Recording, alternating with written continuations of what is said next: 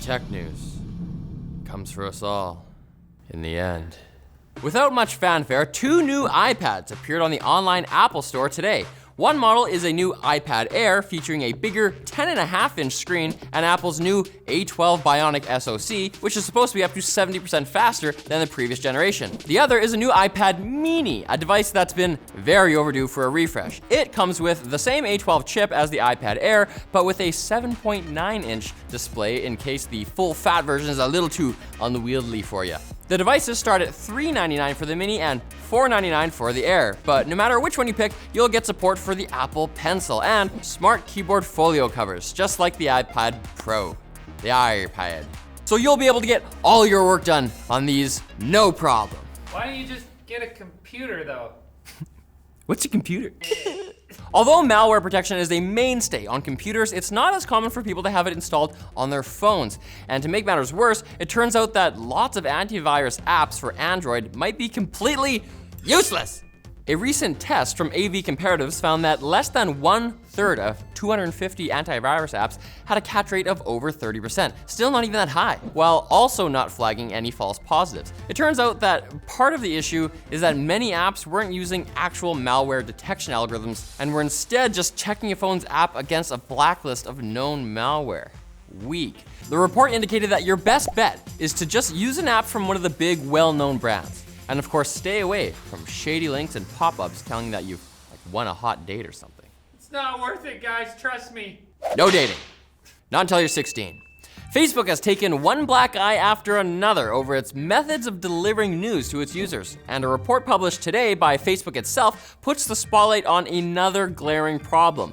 Where the heck is all the news? Specifically, local news, which is supposed to be the focal point of the platform's Today In feature, seems to be dying in many places around the US. Although the decline of the newspaper industry has been widely covered already, the fact that advertisers have shifted dollars from newspapers to online media, such as Facebook, appears to have directly contributed to Facebook's news gathering struggles. To be fair, Facebook has tried to pump quite a bit of this revenue back into local journalism, but personally, I wouldn't mind getting my news from a town crier, standing on a soapbox again with a big bell.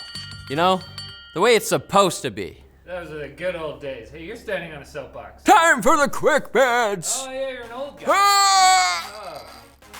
Brought to you by Seasonic, a leader in efficient power supplies. Your power supply is the heart of your PC build, so why not pick one known for excellent reliability, high efficiency, and the performance you need for whatever you do with your system. Whether it's for a new build, replacement, or an upgrade, you can count on Seasonic's world-class reputation to power your rig. Learn more about their full lineup of products at the link below. Quick bits! I really hope you weren't using MySpace as your primary method of cloud storage for some reason, as due to a recent server migration project, all music, photos, and videos uploaded between 2003 and 2015 are gone. They're gone. What? Although most of us probably don't care about them anymore, MySpace isn't the only storage provider this could happen to. So remember, there's nothing wrong with keeping offline backups. There is something wrong with still using MySpace. Shame. Yeah, they used to be 4% of all internet traffic. Wow. Fun fact, I read in Now. Xbox magazine back in 2005. Wow. It wasn't too long ago that Tesla announced an electric SUV that would cost under 40 grand. But maybe a bit of competition will drive prices down even more. Fisker has thrown its hat into the ring with the news that it will be launching its own electric suburban child mover at a similar price point with an even longer range of 300 miles or 483 kilometers. You'll probably have to wait until 2021 to see it, but that's okay. You might start getting better matches in the near future if you're a frequent swiper on Tinder. The company has moved away from a ranking system that's based on how many desirable users you match with and toward one that primarily depends on how much you use the app. So keep on swiping, you might meet the partner of your dreams, or at least get a cheap, fleeting ego boost. I don't understand this. I swipe, I get hotter, yes. They get hotter and hotter the more you swipe. That's a dark incentive. Yeah. Lyft is set to go public ahead of rival Uber as the ride-sharing company just announced it's raised over $2 billion for its initial public offering, or IPO, which may take place next week. EPO.